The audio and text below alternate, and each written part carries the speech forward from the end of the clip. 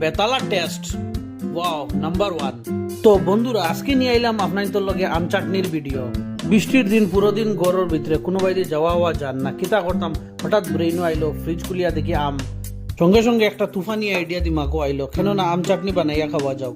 তারপরে একজন লাগলাম আম সুলাত আর আরেকজন লাগলাম লগর সব ইনগ্রেডিয়েন্ট জুগান। আর আমার তো আম সুলা দেখতে দেখতে মুখও ফানি আইয়া আসছে। আর আশা করি আপনাদের ভিডিও দেখে অমুক লভ পড়ে, কোনো অসুবিধা নাই, দেখতে থাকুন। আর নাগামরিচ ছাড়া কোনো চাটনি খাওয়া যায়নি। দেব বালা করে নাগামরিচ চাটনি মিলাইয়া মাখিয়া বালা করিয়া। আর টেঙ্গা কম বেশ সকলেরও বালা লাগে, চিন্তা করিও না আপনার তো নজর লাগতো না, কারণ টেঙ্গাত বলে নজর লাগে না।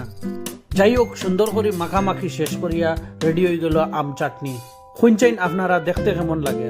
সত্যি কথা কই, বহুত দিন পরে কিন্তু এত টেস্টি আম চাটনি খাইতে পারছি।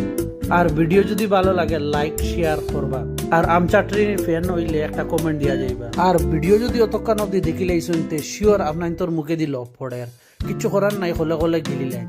আম চাটনি বা ভর্তা অনেকে অনেক কলে বানাইয়া থাকুন। আর যদি কোনো ইনগ্রিডিয়েন্ট দিতে লাগে বা কম বেশ করতে লাগে, আপনার তোর আইডিয়া আমার লগে শেয়ার করবা। ধন্যবাদ।